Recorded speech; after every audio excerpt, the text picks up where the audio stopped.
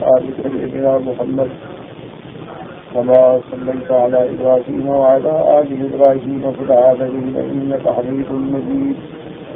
قال الله تبارك وتعالى في كلامه المجيد: أعوذ بالله من الشيطان الرجيم. بسم الله الرحمن الرحيم.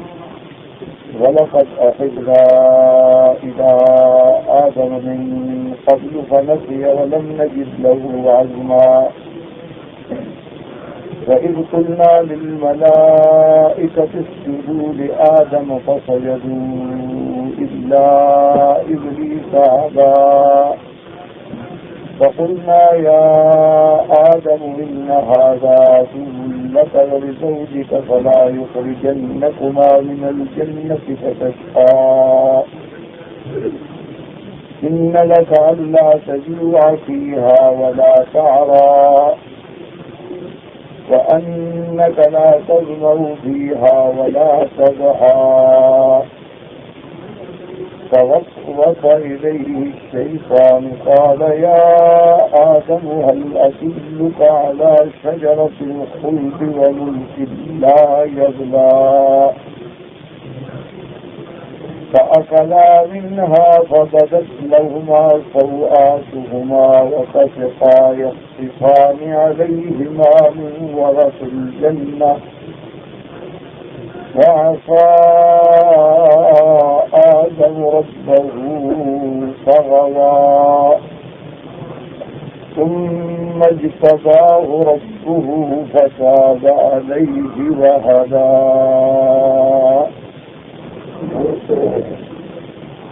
اللہ تبارک و تعالیٰ نے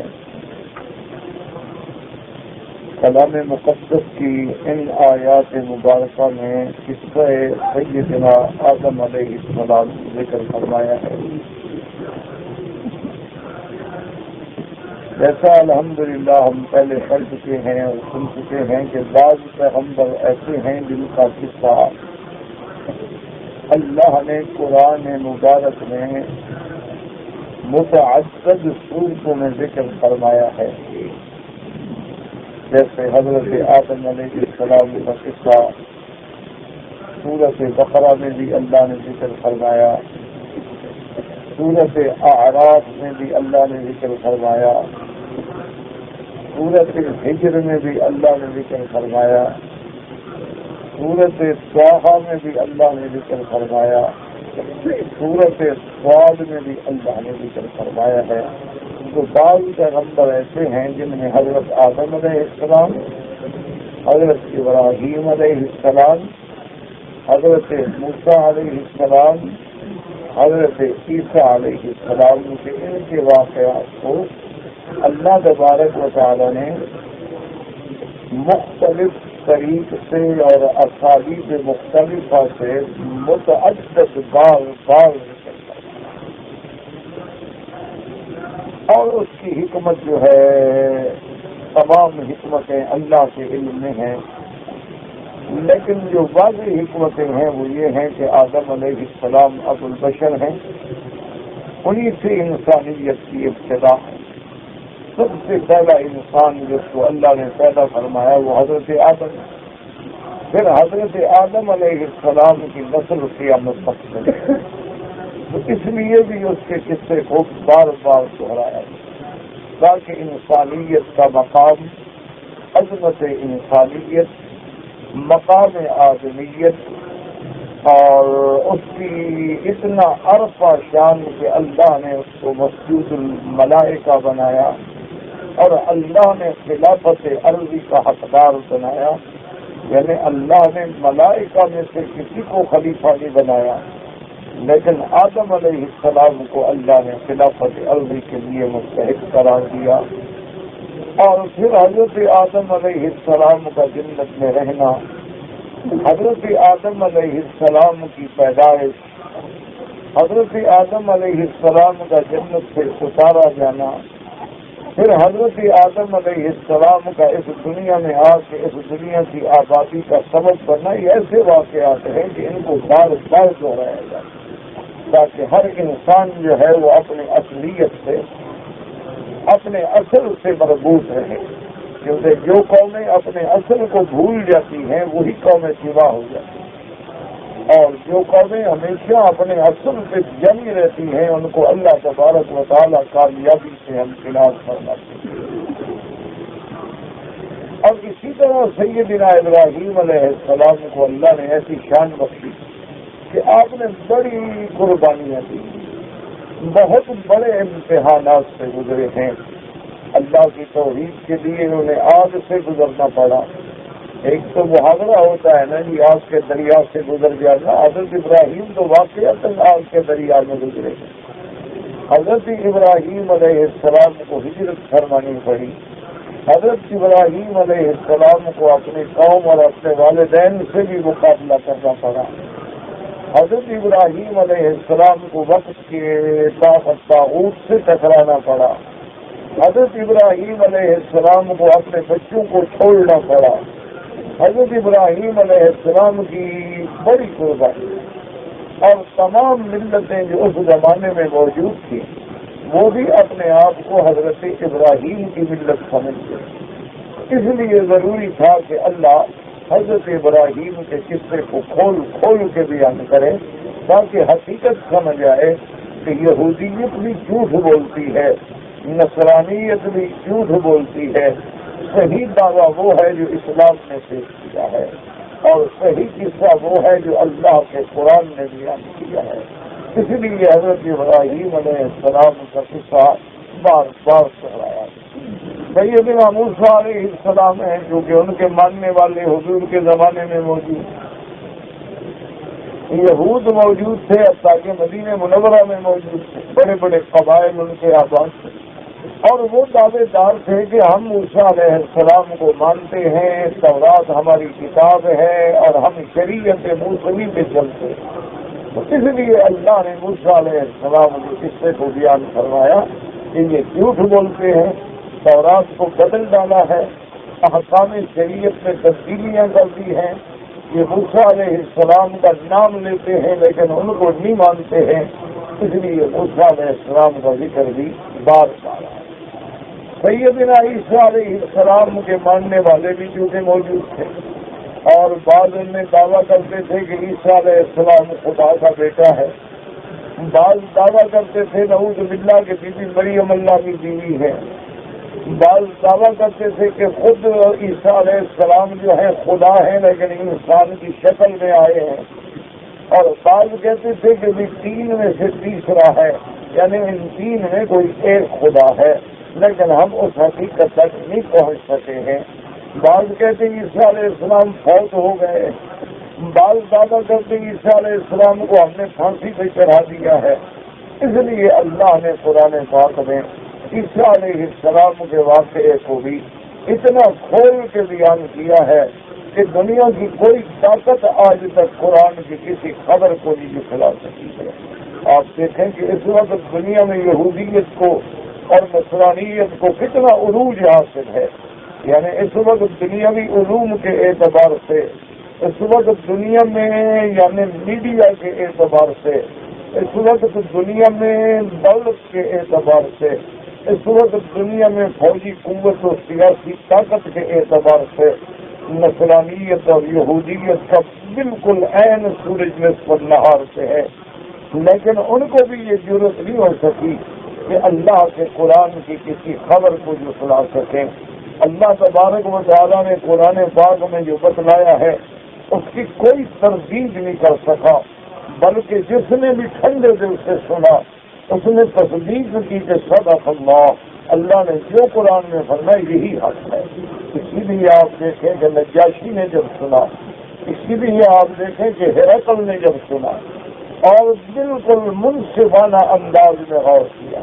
ایک تو ہے نا آدمی دل میں پہلے سے تعصب رکھ لیتا ہے، دل میں پہلے سے بغض رکھ لیتا ہے، اس کو بات سمجھ نہیں آتی۔ بات تب سمجھ آتی ہے کہ جب آپ بغیر کسی اصلیت کے، بغیر کسی بغض کے، بغیر کسی شہناز کے، انصاف کے ساتھ، قلب سلیم کے ساتھ اور عقل حلیم کے ساتھ اللہ کے قرآن کی اخبار سے غور کریں تو آپ چیخ کر یہ کہیں گے کہ صدق اللہ و رسولہ، اللہ تبارک و تعالیٰ کا فرمان جو ہے وہ حق ہے اور حضرت محمد مصطفیٰ صلی اللہ علیہ وسلم کا فرمان جو ہے وہ حق ہے۔ اس لیے اللہ نے سیدنا آدم علیہ السلام کے قصے کو بار بار ذکر کرنا ہے۔ اب یہاں یاد رکھیں کہ یہاں اللہ نے دو حروف دو الفاظ کا استعمال کرنا ہے۔ فرمایا وَلَقَدْ عَهِدْنَا إِلَىٰ آدَمَ مِن قَبْلُ فَنَسِيَ وَلَمْ نَجِدْ لَهُ عَزْمًا۔ اللہ فرماتے ہیں وَلَقَدْ، یاد رکھو یہ کلام مؤکد ہے، واقعیہ ہے، لام ابتدائیہ ہے، قد حرف تحقیق ہے۔ وَلَقَدْ عَهِدْنَا، اور عہدنا جو ہے حضرت ابن عباس فرماتے ہیں امرنا وصینا، کہ ہم نے حکم لیا، ہم نے آپ کو ایک پکا حکم، عہد کا لفظ اس لیے آیا کہ عہد کا معنی یہ ہوتا ہے کہ وہ مضبوط معاہدہ ہو، یعنی اللہ نے فرمایا ہم نے بڑا مضبوط حکم دیا حضرت آدم علیہ السلام کو۔ وَلَقَدْ عَهِدْنَا إِلَىٰ آدَمَ مِن قَبْلُ فَنَسِيَ، آدم بھول گیا۔ وَلَمْ نَجِدْ لَهُ عَزْمًا، عزم کہتے ہیں کسی چیز سے جم جانا، کسی چیز سے مضبوطی سے ٹک جانا۔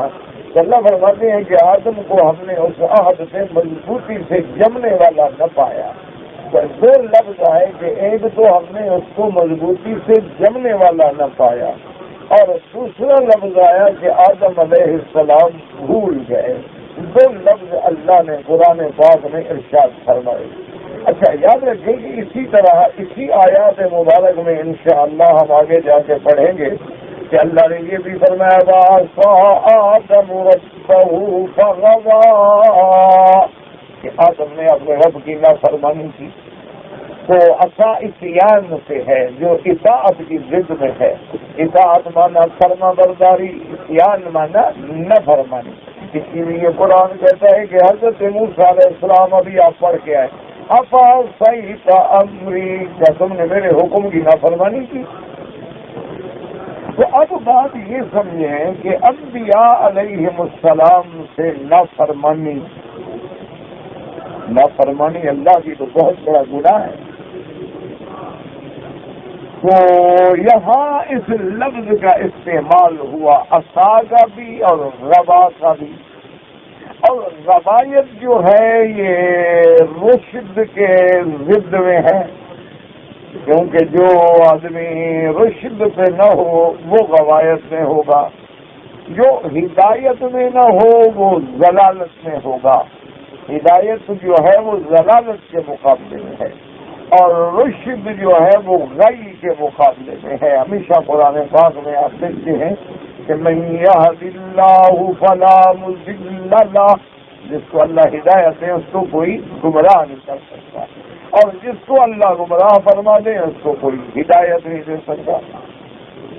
اور اسی طرح جو آدمی رشد پہ ہے وہ غوایت میں نہیں ہوگا، اور جو روایت میں ہے وہ رشد میں نہیں ہوگا۔ اس لیے بات کو سمجھیں کہ کیا اللہ کے پیغمبروں سے گناہ ہو سکتا ہے، نافرمانی ہو سکتی ہے یا نہیں ہو سکتی؟ تو اس مسئلے کو سمجھیں اچھی طرح۔ بعض علماء کرام تو یہ فرماتے ہیں کہ انبیاء علیہم السلام جو ہیں وہ معصوم ہیں، گناہوں سے پاک ہیں، لیکن گناہ بڑے جو ہیں ان سے پاک، لیکن کبھی کبھی صغیرہ جو ہے یعنی کوئی چھوٹی غلطی جو ہے اس سے اس کا صدور ہو سکتا ہے۔ یعنی اللہ نے پیغمبروں کو معصوم بنایا تھا ان اعتبار کے بڑے گناہوں سے پاک، لیکن کوئی چھوٹی غلطی بتقاضائے بشریت انسانیت ہو سکتی۔ ایک قول یہ ہے، اس کو ذہن میں رکھ لیں،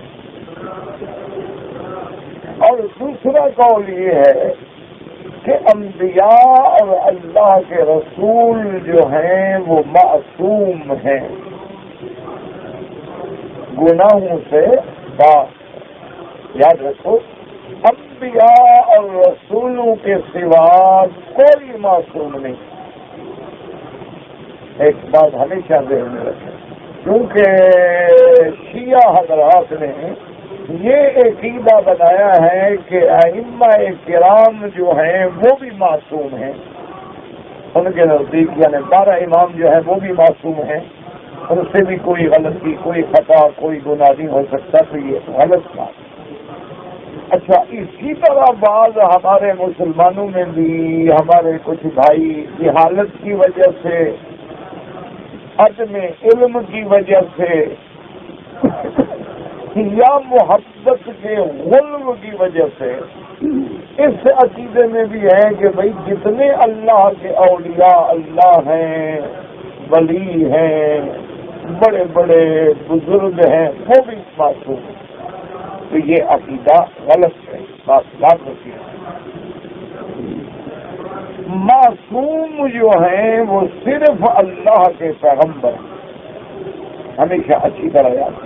اب صحابہ کی بڑی شان ہے. مثلا اگر 1,00,000 ولی اللہ بھی ہو تو ایک صحابی کا مقابلہ نہیں کر سکتا، کیونکہ صحابی نے تو حضور کی صحبت حاصل کیا. کیونکہ حضور کی صحبت کا مقام ہے، وہ ولایت تو نہیں حاصل ہے. لیکن صحابہ بھی معصوم نہیں ہیں. تو جب صحابہ معصوم نہیں ہو سکتے تو اولیاء کیسے معصوم ہو جائیں، یا 12 امام کیسے معصوم ہو جائیں؟ صحابہ جو ہیں محفوظ تو ہیں لیکن معصوم نہیں. دونوں میں فرق ہے. دونوں میں فرق ہے کہ انبیاء معصوم ہیں، صحابہ جو ہیں محفوظ ہیں. اللہ نے گناہوں سے حفاظت کر دی، بچایا، اور اگر کبھی کوئی غلطی ہوگی فوراً توبہ کر دی انہوں نے، اس گناہ سے جمے نہیں رہے. تو بہرحال تو یہ بات رکھیں. تو اب بعض علماء کرام یہ فرماتے ہیں کہ انبیاء اور اللہ کے رسول معصوم ہیں. اچھی طرح بالکل صحیح طریقے سے سمجھے کہ بعض اوقات سمجھنے میں بھی غلطی لگ جائے نا تو آدمی اللہ رحمت فرمائے گمراہی میں آ جاتا ہے. اللہ کے رسول اور نبی معصوم. نمبر 1. اب ایک مسئلہ میں نے عرض کیا تھا کہ بعض علماء کہتے ہیں معصوم کا معنی کیا ہے، یعنی بڑے گناہوں سے معصوم، کہ بھی بڑے بڑے گناہ ہیں، زنا ہے، قتل ہے، ڈاکہ ہے، چوری ہے، فواحشات ہیں، منکرات ہیں، انبیاء ان سے معصوم. البتہ کوئی چھوٹی غلطی ہو جائے تو کہتے ہیں یہ عصمت کے خلاف ہی نہیں.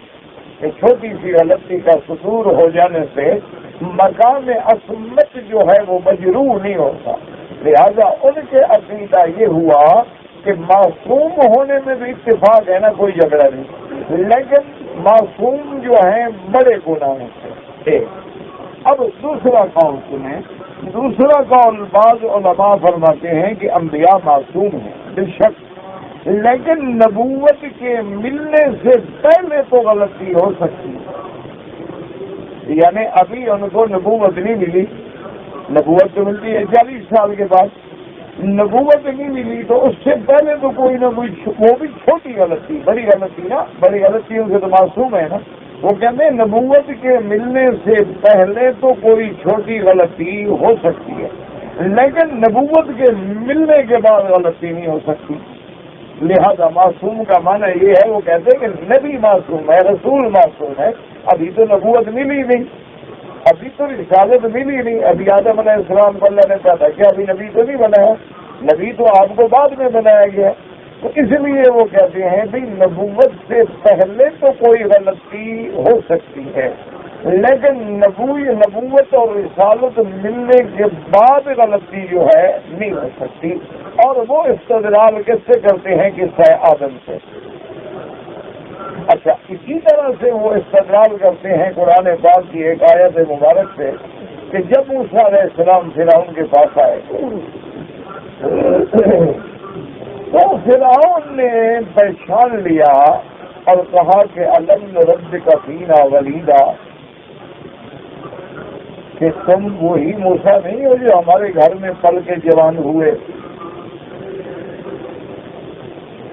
اور تم وہی موسیٰ نہیں ہو جس نے ہمارے ایک بندے کو قتل کیا. بھائی تم تو وہی موسیٰ علیہ السلام ہو نا کہ جو بچپن میں ہمارے گھر میں رہے، ہمارے گھر میں پلے بڑے، جوان ہوئے، اور اس کے بعد قتل کا نفسن تم نے ہمارا ایک بندہ بھی مار ڈالا۔ تو موسیٰ علیہ السلام اللہ کا نبی ہے، اللہ کا نبی تو کبھی غلط بات نہیں کہتے۔ اگر میں ہاں بالکل میں وہی ہوں، لیکن میں نے تمہارا بندہ جو ہے اس وقت تمہارا تھا کہ ابھی مجھے نبوت نہیں ملی تھی، اور میں اس لیے بھاگ گیا تھا کہ اخاف یقتلون کہ تم مجھے کہیں قتل نہ کر دو۔ ففررت منکم لما خفتکم، جب میں تم سے ڈرا تو بھاگ گیا۔ فوہب لی ربی حکما، پھر اللہ نے مجھے نبوت اور رسالت عطا فرمائی۔ اور جب میں نے اس بندے کو مارا تھا فعلتها اذا وانا من الضالین، میں نے وہ کام جب کیا تھا میں نبی نہیں تھا، میں اس وقت رسول نہیں تھا، وہ نبوت و رسالت سے پہلے کا واقعہ ہے۔ تو اس لیے یاد رکھیں کہ بعض علماء فرماتے ہیں کہ دیکھو خود موسیٰ علیہ السلام کہہ رہے ہیں کہ بھئی فعلتها اذا وانا من الضالین ففررت منکم، پھر اس کے بعد میں بھاگ گیا۔ فوہب لی ربی حکما، پھر اللہ نے مجھے حکم سے نبوت عطا فرمائی اور کرم فرمایا، مجھے رسالت کے لیے چن لیا ہے۔ اور اس کے بعد بھی موسیٰ نے ایک جواب یہ دیا، اور دوسرا جواب یہ دیا کہ تم نے یہ دعویٰ کیا ہے کہ میں تمہارے گھر میں پلا ہوں، یعنی تمہارے گھر میں نے پرورش پائی ہے، بالکل ٹھیک ہے، لیکن اب بنی اسرائیل، ایک بچے کو کھانا دے کر تم نے میرے ہزاروں بنو اسرائیلیوں کو غلام بنا رکھا ہے، وہ زیادہ مسئلہ ہے یا ایک بندے کا کھانا کھلانا زیادہ مسئلہ ہے؟ بھائی تربیت تو تم نے ایک بچے کی، اور غلام تم نے میری ساری قوم کو بنا دیا، سب سے کام لے رہے ہو، سب کو تم نے غلام بنایا ہوا ہے۔ تو ایک آدمی کی لاکھوں قوم کو پکڑ کے غلام بنا لینا اور ان کے ایک بچے کو چند سال کے لیے گھر میں رکھ لینا، یہ زیادہ احسان ہے یا بہت زیادہ تمہارا ظلم ہے؟ کیا کہہ رہے ہو تم؟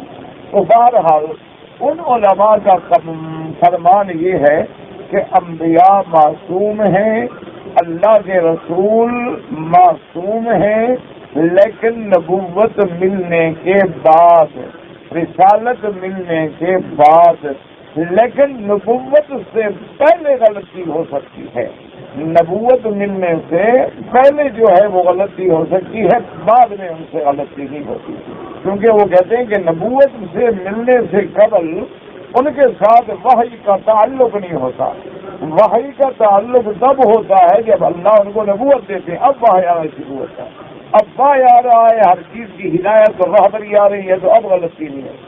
لہذا ان کا قول جو ہے یہ ہے، لیکن اس قول میں بھی کوئی اتنی قوت نہیں ہے، بلکہ اگر غور کریں تو اس میں کچھ کمزوری بھی پائی جاتی ہے۔ مثلا اگر ہم یہ فرض کر لیں کہ انبیاء سے غلطی نبوت سے پہلے ہوتی ہے لیکن نبی بننے کے بعد غلطی نہیں ہوتی، تو حضور جب بدر میں ہیں اس وقت تو نبی ہیں، میرے آقا جب جنگ بدر میں تشریف لائے ہیں تو آپ کے رسول ہیں، نبی ہیں، نبوت مل چکی ہے، بلکہ صرف نبوت نہیں ملی، آپ تو ہجرت بھی فرما چکے ہیں مدینہ منورہ۔ جنگ بدر جو ہے وہ تو ہجرت کے بعد ہوئی ہے اور حضور مدینے سے تشریف لائے ہیں، تو اس وقت اللہ کے نبی نے جب قیدیوں کو چھوڑ دیا تو اللہ کی ناراضگی آ گئی کہ آپ نے قیدیوں کو کیوں چھوڑا، تو یہ تو نبوت کے بعد خطا واقع ہوئی کہ نبوت مل چکی ہے، رسالت مل چکی ہے، لیکن حضور پاک نے جنگ بدر کے قیدیوں کو چھوڑ دیا۔ اللہ نے خطاب فرمایا کہ ما کان لنبی ان یکون له اسری حتی یسخن فی الارض، کہ آپ نے ایسا کیوں کیا؟ آپ صرف دنیا کی عزت چاہتے ہیں؟ اتنا بڑا کتاب آیا، اور یہ واقعہ بھی نبوت کے بعد کا ہے، نبوت سے پہلے کا نہیں ہے۔ اسی لیے حضور پاک نے جب شہد کی استعمال کو اپنی ذات کے لیے حرام قرار دیا تو اللہ نے قرآن اتار دیا، یا ایھا النبی لم تحرم ما احل اللہ لک تبتغی مرضات ازواجک۔ اللہ کے نبی، آپ نے بیویوں کی رضامندی کے لیے میرے حلال کو حرام کر دیا اپنے اوپر، ایسا کیوں کیا؟ تو یہ بھی نبوت کے بعد کا واقعہ ہے، نبوت سے قبل کا واقعہ تو نہیں ہے کہ اللہ تبارک و تعالیٰ نے باقاعدہ سورت تحریم اتاری، سورت تحریم، اور اتنا بڑا اس میں کتاب آیا اور تفصیل آئی کہ آپ نے ایک حلال چیز جس کو میں نے حلال کیا آپ نے کیسے حرام کر دیا؟ تو یہ خطا بھی نبوت کے بعد ہوئی، نبوت سے پہلے نہیں ہوئی ہے۔ دو باتیں۔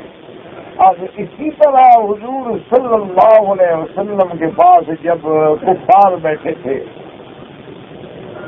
مشرکین مکہ کے بڑے بڑے روشا، بڑے بڑے سردار بیٹھے تھے، اور حضور چاہتے تھے کہ یہ اسلام لے آئیں، آپ ان کے ساتھ بات کر رہے تھے۔ حضرت عبداللہ ابن ام مکتوم صحابی دوڑے آ گئے، آپ کے صحابی ہیں، نابینا ہیں، دوڑتے ہوئے، علمنی یا رسول اللہ، علمنی یا رسول اللہ، حضور مجھے آیت بتائیں، مجھے قرآن کی یہ آیت کو پڑھائیں، سکھائیں۔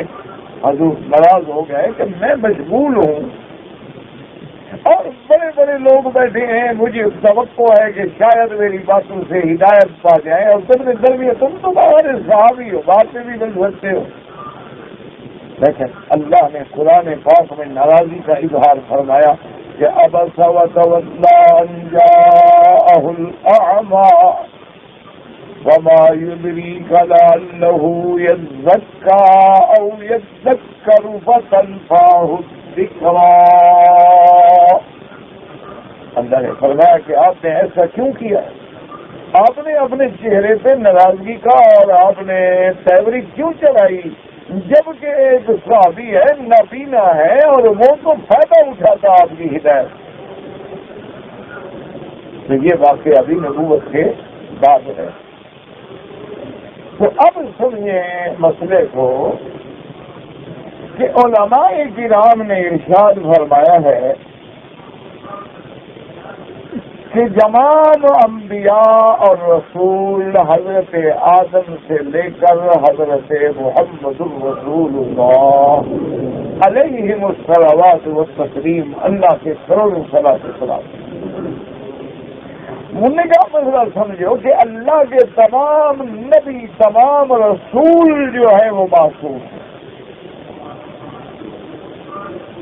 اور بڑے گناہوں سے بھی پاک ہیں اور چھوٹے گناہوں سے بھی پاک ہیں،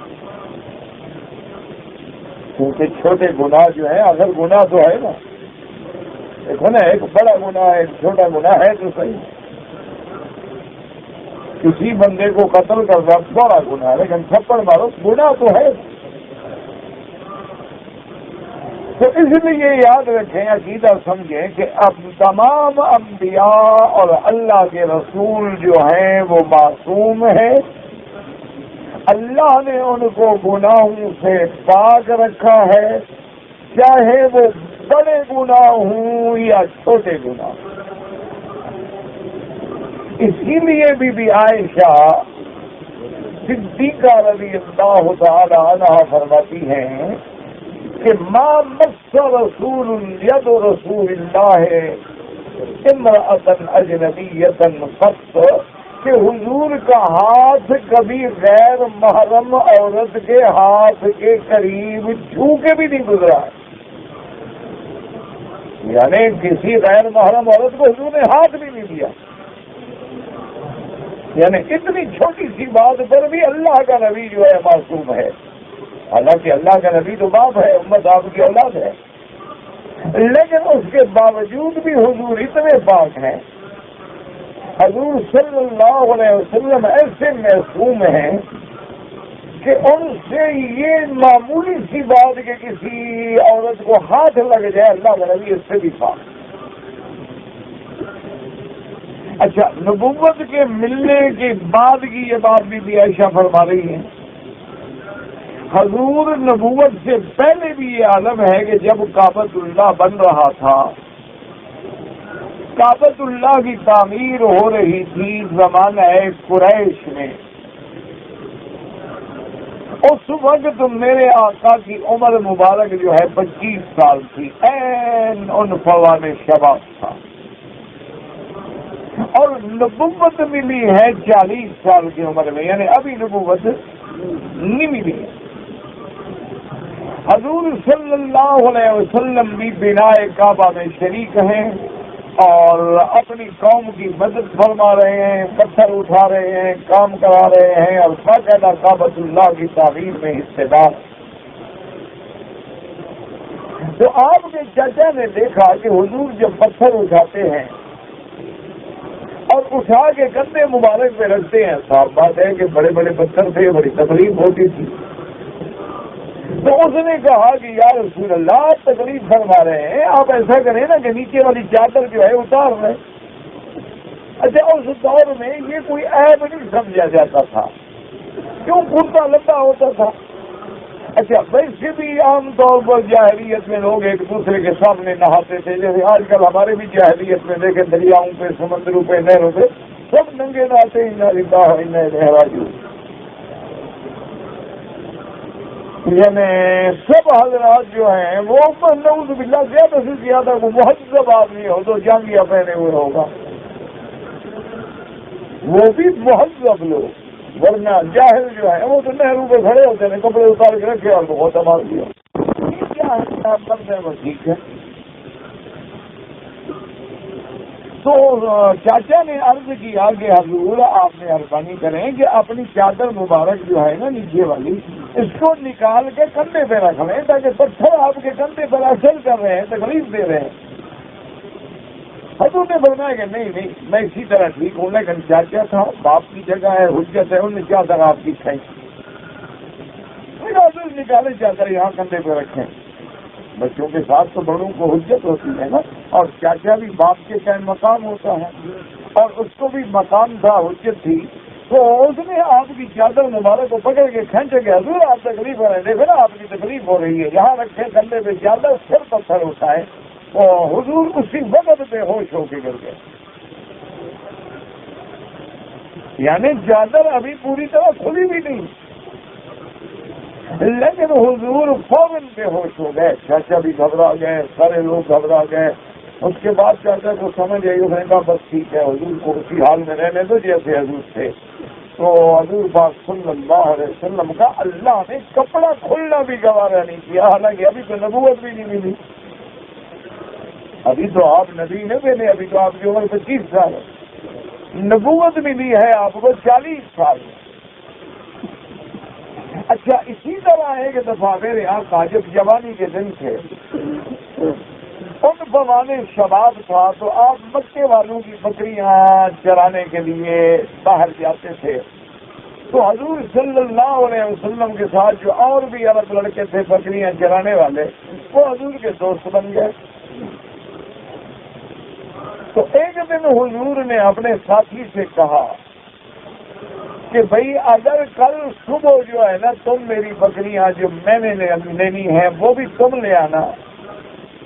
رات قریش کی فلاں سردار کے بیٹے کی شادی ہے اور میں چاہتا ہوں کہ میں بھی شادی میں شرکت کروں. کہتے ہیں کہ وہاں وہ قصے کرنے والے لوگ آتے ہیں اور بڑی تفریح ہوتی ہے اور قصے بیان ہوتے ہیں اور بڑی خوشی منائی جاتی ہے. جیسے شادیوں میں دھوم دھڑکا تو ہر دور میں جاہلیت میں تو تھا نہیں. تو اس طرح جیسے آج کل بھی لوگ میراثیوں کو بلاتے ہیں، تھیٹر والوں کو بلاتے ہیں، فلم والوں کو بلاتے ہیں، یہ سب کافروں کی رسمیں ہیں. تو حضور پاک نے فرمایا کہ میرا بھی دل کرتا ہے کہ میں دیکھوں شادی میں کیا ہوتا ہے، کیا کیا رسمیں ہوتی ہیں قریش کی شادی میں، اور بڑے سردار کے بیٹے کی شادی ہے. لیکن یہ ہے کہ تم صبح میری بکریاں نکالنا، کیونکہ رات میں شادی میں جاؤں گا تو صاف بات ہے کہ رات گزر جائے گی، صبح میں سو جاؤں گا، میری نیند نہیں کھلے گی تو بکریاں بیچاری تو نہ پیاسی اور بھوکی رہ جائیں گے۔ حضور آپ فکر نہ کریں، آپ بالکل جائیں، آپ شادی میں شرکت کریں، میں آپ کی بکریاں لے جاؤں گا، آپ جب بیدار ہوں تو تشریف لے آئیں۔ حضور صلی اللہ علیہ وسلم فرماتے ہیں کہ قریش کی شادی تھی اور حضور بھی بنو ہاشم میں سے تھے۔ آپ فرماتے ہیں کہ میں شادی کے مقام سے گیا تو ابھی لوگ جمع ہو رہے تھے اور میں بھی پہنچ گیا، ابھی ان کا وہ میلہ کھیلا، وہ قصے کہانیاں، وہ ان کا دھمال ڈالنا اور جمرے کھیلنا شروع نہیں ہوا تھا۔ حضور فرماتے ہیں کہ میں اس میدان میں پہنچ گیا۔ عرب کا رواج ہے، آپ جانتے ہیں کہ کرسیاں میزیں نہیں ہوتی، نیچے بچھائے جاتے ہیں، قالینیں بچھا دی اور سرانے رکھ دی اور سب نیچے بیٹھتے ہیں۔ حضور فرماتے ہیں کہ میں بھی ٹیک لگا کے بیٹھ گیا، فغلب لی النوم۔ حضور فرماتے ہیں خدا کی شان ہے، حالانکہ مجھے نیند کا خیال بھی نہیں تھا، لیکن نیند ایسے زبردست مجھے آ گئی کہ مجھے پتہ بھی نہیں کہ رات کو کیا ہوا ہے، حتیٰ کہ جب سورج نکلا اور دھوپ پڑی تو پھر میں بیدار ہوا۔ ساری رات گزر گئی، حضور سو گیا، اور صبح سورج نکلا اور سورج کی دھوپ کی گرمی نے حضور کو اٹھایا۔ حضور اٹھ کے آئے تو ساتھی نے پوچھا کہ ہاں یا رسول اللہ آپ نے کیا دیکھا؟ میں نے فرمایا اللہ کے بندے نے میں کچھ بھی نہیں دیکھا، مجھے تو نیند آ گئی، میں تو جا کے سو گیا۔ اور کہا حضور آج رات کی شادی ہے، آج آپ جائیں، آج آپ جائیں، بس اتفاق ہے آپ تھکے ہوئے ہوں گے، آپ کو نیند آ گئی ہوگی۔ حضور فرماتے ہیں کہ میں دوسری رات بھی آیا، وغیرہ النوم، پھر مجھ سے نیند نے غلبہ کر لیا اور میں سو گیا۔ فرماتے ہیں کہ میں اس وقت اٹھا جب سورج چمک رہا تھا، دھوپ نے مجھے اٹھایا۔ فرمایا ساتھی نے پوچھا مار آئی یا رسول اللہ، حضور آپ نے کیا دیکھا؟ میں نے کہا غلبہ النوم، مجھ پہ نیند نے غلبہ کر لیا ہے۔ اور نے کہا حضور سے آپ نہ جائیں، معلوم ہوتا ہے کہ بس آپ کو یہ کوئی طاقت ہے جو نہیں دیکھنے دیتی۔ اللہ نے اس وقت بھی حضور کی عصمت کا خیال رکھا کہ شادی کی رسمیں ہیں، ان کو بھی میرا نبی نہ دیکھے، یہ جھوٹے قصے پیغمبر نہ سنے، یہ جھوٹے قصے کہانیاں حکایات اور اس میں لغویات اور اس میں اختراعات اور اس میں کذبات ہوں گے۔ اللہ نے اپنے نبی کو اس وقت بھی معصوم رکھا۔ اسی لیے ہمیشہ یاد رکھیں کہ علماء اہل سنت والجماعت کا یہ عقیدہ ہے الحمدللہ کہ انبیاء معصوم ہیں، اللہ کے رسول معصوم ہیں، اور نبوت سے پہلے بھی معصوم ہیں، نبوت ملنے کے بعد بھی معصوم ہیں۔ اللہ وحی تو 40 سال کے بعد بھیجتے ہیں، لیکن جس کو نبی بنانا ہو اللہ فیصلہ تو پہلے کر چکے ہیں، اللہ نے فیصلہ تو پہلے فرما دیا۔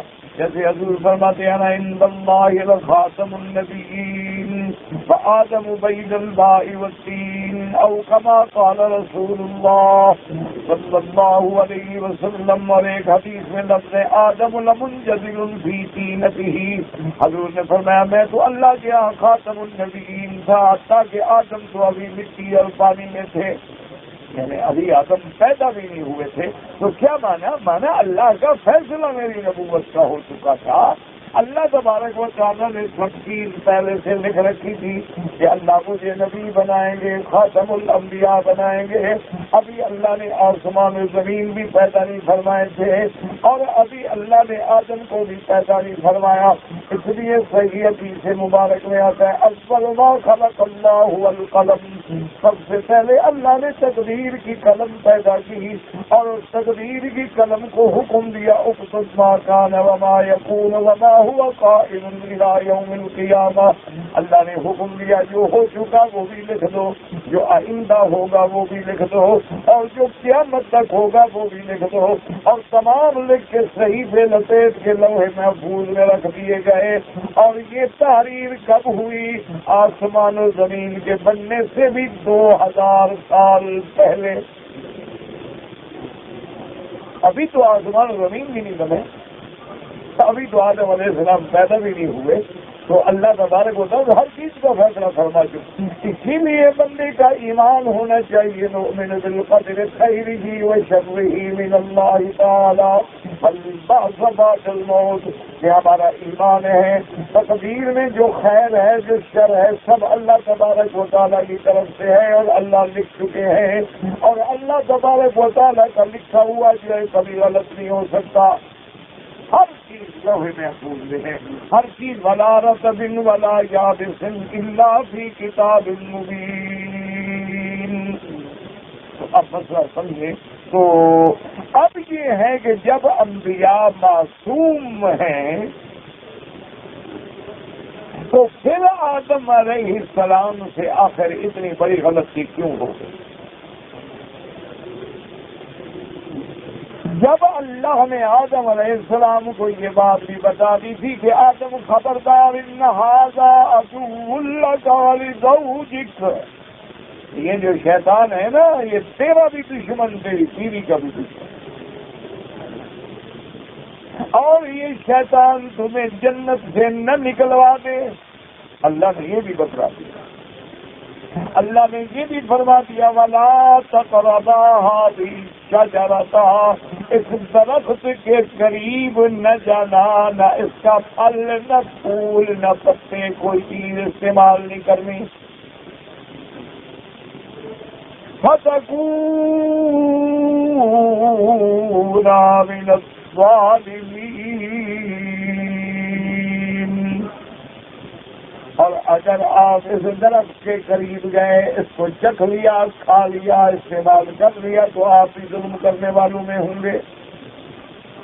تو جب اللہ نے اتنی بڑی بات سمجھا دی اور نشاندہی بھی کر دی کہ اس درخت کے قریب نہیں جانا، یعنی درخت بھی دکھلا دیا گیا اور ساتھ یہ بھی بتلا دیا گیا کہ چھوٹی موٹی بات نہیں، اگر آپ نے اس درخت میں سے کسی چیز کو استعمال کیا تو آپ بھی اپنی جان پہ ظلم کرنے والوں میں شمار ہوں گے. اور ساتھ یہ بھی بتلا دیا اس کی بات کبھی نہ ماننا، یہ تمہارا دشمن ہے. اچھا، اور اتنی وضاحت بھی کر دی کہ صرف تمہارا دشمن نہیں، تمہاری بیوی کا بھی دشمن ہے. ایسا نہ ہو کہ وہ بیوی کو بہکائے اور تم بیوی کی باتوں میں آ جاؤ. اتنی بڑی وضاحت کے بعد پھر آدم علیہ السلام نے وہ کیسے کھا لیا؟ تو بات کو سمجھے، اچھی طرح ذہن میں رکھیں. اور ایک بات یہاں یہ بھی یاد رکھ لیں کہ ہمارے ہاں عام طور پر یہ بات مشہور کر دی گئی ہے کہ آدم علیہ السلام نے گندم کا دانہ کھایا تھا. یہ ایک ایسی بات ہے جس کا کوئی اثر نہیں. اللہ عالم کہاں سے کوئی اسرائیلی روایت مولویوں کو ہاتھ چڑھ گئی اور انہوں نے آدم علیہ السلام کے لیے گندم بھی تجویز کر لی اور گندم کے کھانا بھی تجویز کر لیا. حالانکہ یہ بات جو ہے بالکل نہ قرآن میں ہے نہ فرمان رسول عربی میں، ہمیشہ یاد. اور ویسے بھی یہ بات جو ہے نا گندم کا دانہ کھانا جو ہے یہ عقل سے بھی بعید ہے، کیونکہ اللہ نے قرآن میں ایک جگہ نہیں بلکہ بار بار فرمایا اس درخت کے قریب نہ جانا، اس درخت کے قریب نہ جانا. تو درخت تو ہوتا ہی نہیں گندم کا، اللہ کے بندے. گندم کے تو کھیت ہوتے ہیں، گندم کا کبھی درخت بھی آپ نے دیکھا ہے دنیا میں کہیں؟ تو بہرحال پتہ نہیں مولوی صاحبان کے ہاتھ میں کہاں سے یہ روایت لگ گئی اور انہوں نے دنیا کو جناب گندم دانہ کھا لیا اور گندم دانہ کھا لیا اور گندم دانہ کھا لیا، لگا دیا اسی رستے میں. حالانکہ قرآن کے خلاف ہے اور حدیث کے خلاف ہے. تو اب جناب یاد رکھیں کہ آخر آدم علیہ السلام سے یہ غلطی کیوں ہوئی جبکہ وہ نبی ہیں، معصوم ہیں؟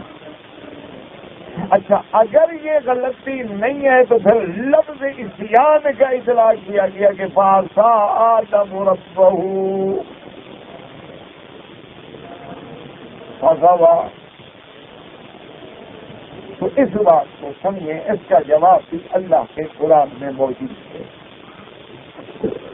جہاں اللہ تبارک و تعالیٰ نے حضرت آدم کی غلطی کا ذکر کیا ہے، جہاں فرمایا ہے کہ آپ نے خطا کی، آپ سے نافرمانی ہوئی، وہی اللہ نے آدم کے اس غلطی کرنے کا سبب اور وجہ اور ساری تفصیل خود بیان کر دی ہے، تو پھر کسی دھوکے میں پڑنے کی ضرورت کیا ہے؟ تو اسی لیے آج جو آیت ہم پڑھ رہے ہیں، جو سبق میں ہم نے پڑھا ہے، اس کی پہلی آیت میں اللہ نے یعنی قصہ بعد میں ذکر کیا ہے، لیکن آدم علیہ السلام کی غلطی کی وجہ پہلے بیان کر دی کہ وَلَقَدْ عَهِدْنَا إِلَىٰ آدَمَ مِن قَبْلُ وَلَقَدْ عَهِدْنَا إِلَىٰ آدَمَ مِن قَبْلُ فَنَسِيَ وَلَمْ نَجِدْ لَهُ عَزْمًا. اللہ نے فرمایا ہم نے جو آدم کو حکم دیا تھا، اس سے پہلے آدم کو جو ہم نے وصیت کی، جو امر کیا، جو حکم کیا، جو عہد لیا، لیکن آدم بھول گیا. اللہ نے خود بتا دیا کہ آدم سے یہ غلطی ہوئی ہے، جان کے ابتن نہیں ہوئی بلکہ بھول گیا. فَنَسِيَ وَلَمْ نَجِدْ لَهُ عَزْمًا. آدم بھول گیا اور اپنے اس عزم پہ مستحکم نہ رہ سکا. اور اگر کوئی بھول جائے تو حضور نے خود فرمایا رفع عن امتی الخطأ والنسیان. حضور نے فرما دیا کہ اللہ تبارک و تعالیٰ نے میری امت سے اگر کوئی بھول کے غلطی کر بیٹھے، غلطی کا اللہ معاف کر دیتے ہیں، تو لہذا اگر کوئی بھول جائے، اچھا بھولنا انسان کے اپنے اختیار میں نہیں. دیکھو نا، آپ آدمی کسی کو کہتے ہیں یار کل آپ نے مجھے ضرور ملنا ہے، اور بھائی یاد رکھنا کل فلاں وقت فلاں جگہ ہم نے ہر حال ملنا ہے، وہ آدمی نہیں آتا، پھر ملتا ہے، آپ کہتے ہیں بھائی آپ سے اگر یار معاف کرنا میں بھول گیا تھا، کہتے کوئی بات نہیں، تو بھول جانا تو انسان کے بس میں بھی نہیں. تو اس سے یہ بھی ہمیں معلوم ہو گیا کہ وہ غلطی جو ہے آدم علیہ السلام کی آمدن نہیں، جان کے خطا نہیں کی بلکہ بھول گئے. اسی لیے حضرت آقا نامدار رحمت تو عالم نے فرمایا نسی آدم فنسی ذریتہ. آدم جب بھول گیا تو آدم کی اولاد میں بھی بھول آ گئی، کہ جب ابا بھول گیا تو بیٹے بھی بھول جاتے. تو یہ بھول جو ہے بندے کے بس میں نہیں ہوتی. اچھا، اور جو چیز بس میں نہ ہو اللہ پکڑتے نہیں. لا یکلف اللہ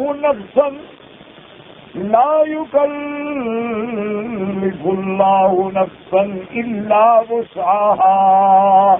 اللہ کسی بندے کو اتنا تکلیف دیتے ہیں جو اس کی طاقت کے اندر ہو، جو اس کی طاقت میں نہ ہو. بھول جانا تو ہماری طاقت میں نہیں، تو لہذا بھول جانا الگ بات ہے اور غلطی کرنا جو ہے وہ الگ بات ہے. واللہ اعلم. انشاءاللہ زندگی باقی تو باقی.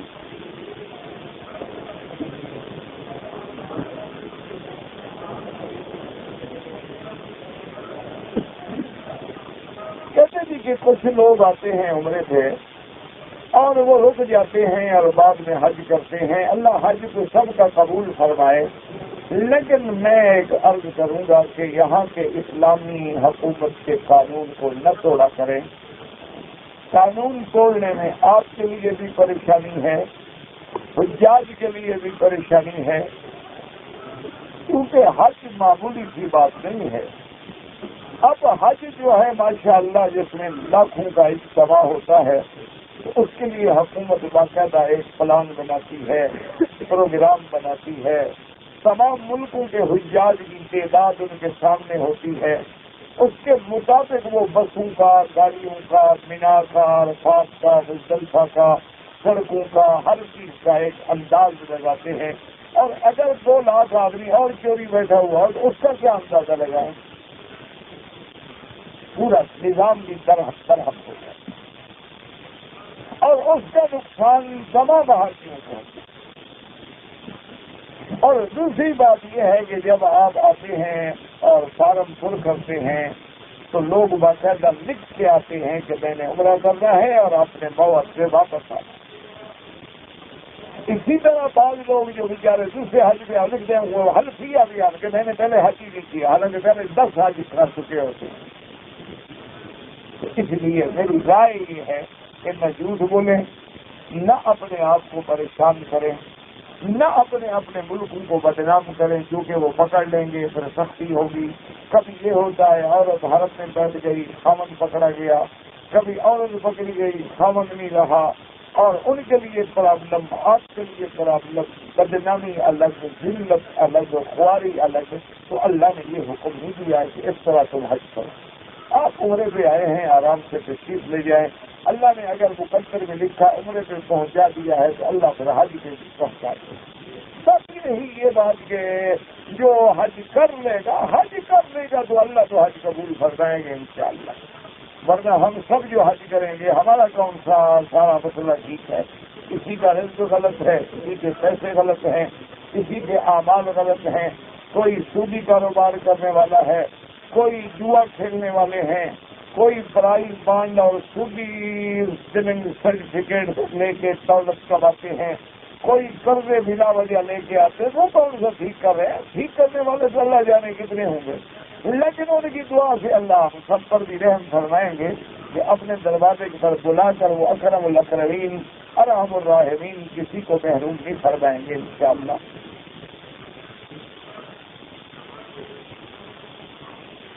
اگر ایک آدمی نے نماز پڑھ رہا تھا کہ وضو ٹوٹ گیا، وہ فوراً چلا گیا اور جا کے وضو کیا، اب جب واپس آیا تو نماز میں مثلاً پہلی رکعت میں وضو ٹوٹ گیا تو رکعت ہی گئی. اب جب وضو کر کے آؤ گے جہاں سے ملو گے وہیں سے نماز تمہاری شروع ہوگی، تو جتنی رکعتیں باقی ہوں گی وہ پوری کروں گی.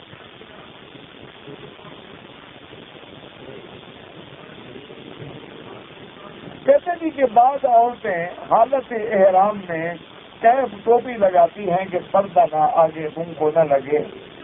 بہرحال اگر وہ سجدہ کریں اور سجدے میں پیشانی نہ لگے تو سجدہ نہیں ہوگا. اگر ایسا کوئی کیف وغیرہ ہے تو عورت کو اوپر کر دینا چاہیے تاکہ جب سجدہ کرے تو ناک اور پیشانی دونوں زمین سے لگے، ورنہ نماز نہیں ہوگی. کہتے ہیں کہ اگر کوئی بندہ قرآن مبارک کی تلاوت کر کے اپنے اقربا رشتے دار جو فوت ہو چکے یا حضور کی تمام امت کو بخشے، انشاءاللہ اللہ ثواب دیں گے.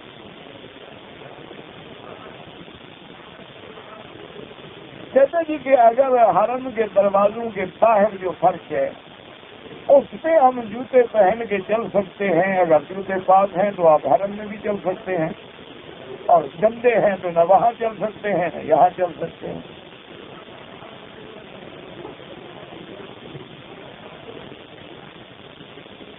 اگر کوئی آدمی حرم سے قرآن لے کر اپنے مکان یہاں مکے میں لے جائے پڑھتا رہے، لیکن شرط ہے کہ پھر حرم میں رکھے، کیونکہ یہ وقف للحرم ہے. ان کو اپنے ملک میں لے جائے تو نہ جائے.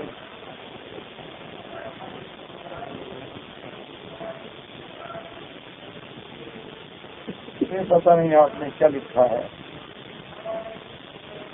صلاۃ فطر تو کوئی نہیں ہوتے، ذکر ہوتے ہیں واہ کے ساتھ. بہرحال جو لوگ 3 رکعتیں ایک سلام سے پڑھتے ہیں الحمدللہ حدیث موجود ہے، اور جو لوگ 2 رکعتوں پہ سلام پھیرتے ہیں وہ بھی حدیث موجود ہے. اللہ سے دعا کریں کہ اللہ حضور کی امت کو جھگڑوں سے بچائے. یہ میرا بھائی افضل کی بات ہے. بعض ائمہ کے نزدیک 2 سلام سے پڑھنا افضل ہے، بعض ائمہ کے نزدیک اسی طرح پڑھا جاتا ہے جیسے مغرب کی نماز کی 3 رکعتیں ملا کے پڑھی جاتی ہیں. یہ صرف افضل غیر افضل کی بات ہے. کوئی بھی نہیں کہتا کہ اس کی نماز نہیں ہوئی یا اس کی نماز نہیں ہوئی. اللہ پاک ہمیں عصبیت سے اور بغض سے بچائے.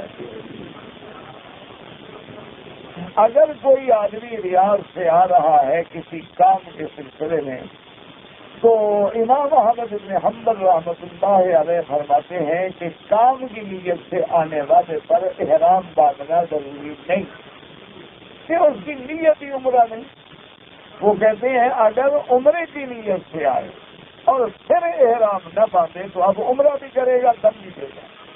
لیکن اگر نوکری ہے, ملازمت ہے, دوست ہیں, رشتے دار ہیں, حاجی ہیں, ملنے آ رہا ہے, اس کی نیت عمرے کی ہے ہی نہیں, وہ کہتے ہیں بغیر احرام کے آ سکتا.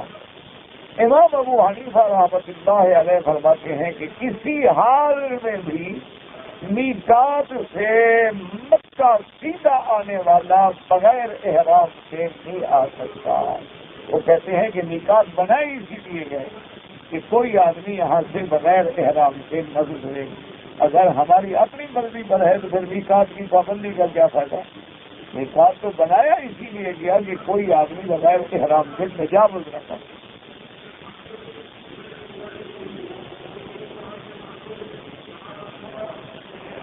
جب روزہ مبارک میں حاضر ہوں تو الصلاۃ والسلام علیک یا رسول اللہ بالکل پڑھنا جائز ہے, کیونکہ انبیاء زندہ ہوتے ہیں.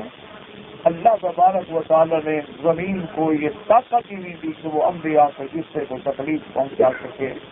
تمام صحابہ اسی طرح پڑھتے تھے الصلاۃ والسلام علیک یا رسول اللہ, الصلاۃ والسلام علیک یا حبیب اللہ, الصلاۃ والسلام علیک یا خیر خلق اللہ.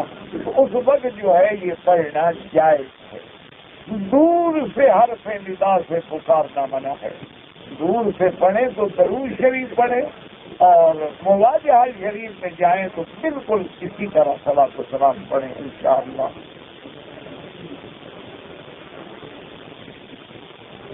کہتے جی کہ خوبانی کی کھال پتہ نہیں کیا ہے, خوبانی کھال جنازہ کا ہمیں پتہ نہیں, یہ پتہ کیا لکھتا ہے.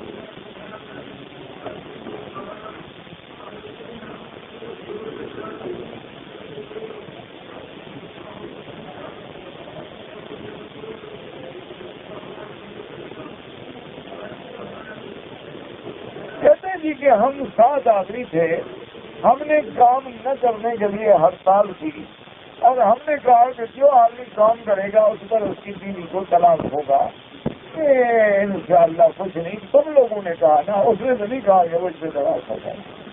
یہ تو ایک دوسرے کو کہتے رہے کہ تم نے کام کیا تو تمہاری بیوی اس کی طلاق یہ دے رہا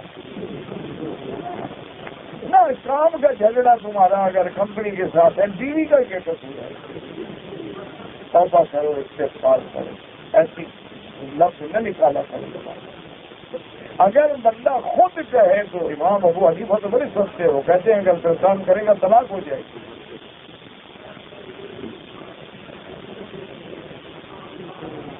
اگر ایک آدمی نے عصر کے بعد 2-3 طواف کیے اور ان کی نماز جو ہے مغرب کے بعد 2 رکعت کر کے پڑھ لی, بالکل ٹھیک ہے.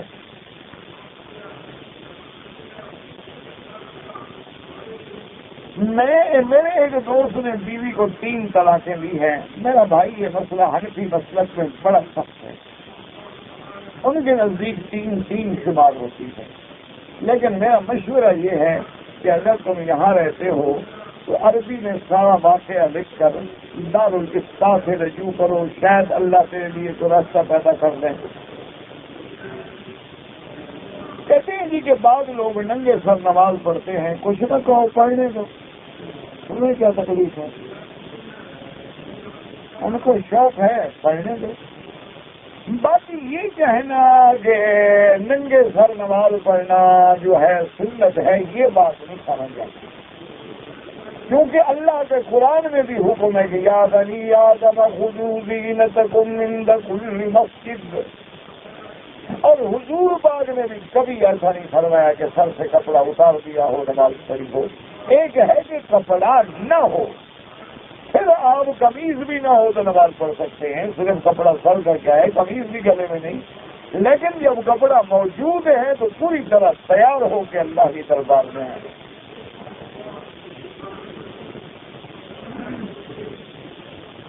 کہتے جی کہ اذان نماز کا وقت ہو جائے 5-6 آدمی ہیں، ان نے جماعت کر لی لیکن اذان نہیں دی، کوئی بات نہیں، نماز ہو جائے گی، بالکل ہو جائے گی، تقریب تو کہیں گے بہرحال۔ تو اذان کا الگ ایک ثواب ہے، اگر نہیں کہیں گے تو اس ثواب سے معروم ہوں گے، یہ نہیں کہ نماز بھی نہیں ہوگی، نماز تو ہو جائے گی۔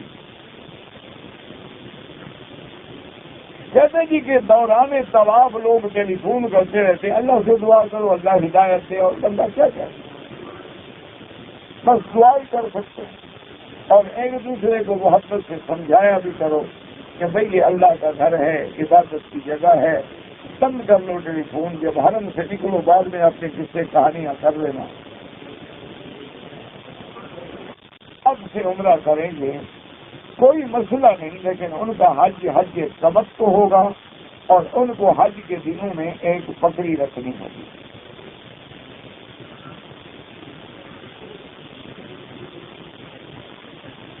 کہتے جی کہ ایک آدمی 7 ذی الحجہ کو ریاض سے چلا، اس نے میقات سے احرام نہیں باندھا، میقات گزرنے کے بعد احرام باندھ کے حج کا دیا، حج تو ہو گیا لیکن وہ میقات سے بغیر احرام کے گزرا تو کم پڑ گئی، بعد میں عمرہ بھی کر لے اور ایک دم بھی دے دے۔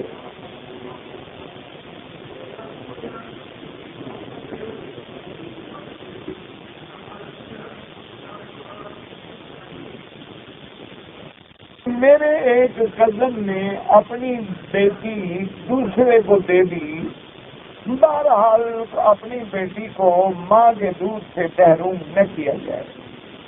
باقی ہوتا ہے کہ ایک دوسرے کی اولاد نہیں ہوتی تو دے دیتے ہیں رشتے دار کے، چلو تم بچی سمجھ کے اپنا دل بہلاؤ، یہ الگ بات ہے، لیکن یہ ہے کہ بچی اسی کی رہے گی جس کی بیٹی ہے، نام اسی باپ کا ہوگا جس کی بیٹی ہے، وراثت اسی کی ہوگی جس کی وہ بیٹی ہے، اس لیے اس کو اپنی حقیقی ماؤں سے دور نہ کریں، اور جب چھوٹی دودھ کی عمر سے نکل جائے تو محبت کے لیے آدمی بھائیوں کو دے دیتا ہے۔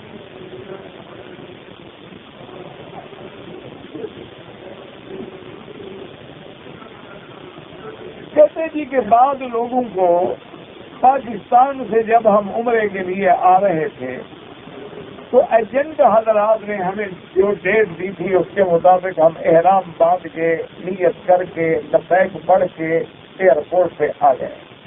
وہاں جب آئے تو آگے سیٹیں نہیں تھی، لہذا وہاں ہم نے احرام کھول دیا۔ آپ کو احرام نہیں کھولنا تھا، احرام میں ہی رہنا تھا، چاہے 10 دن گزر جائے۔ آپ نے احرام کھول دیا ہے تو ایک دم پڑ گئی، آپ مکے میں ایک بکری دم ادا کریں۔ اگر ایک عورت نفلی طواف کر رہی ہے، طواف کے ختم ہونے سے حیض آ گیا، بس حرم سے نکل جائے، کوئی دم نہیں۔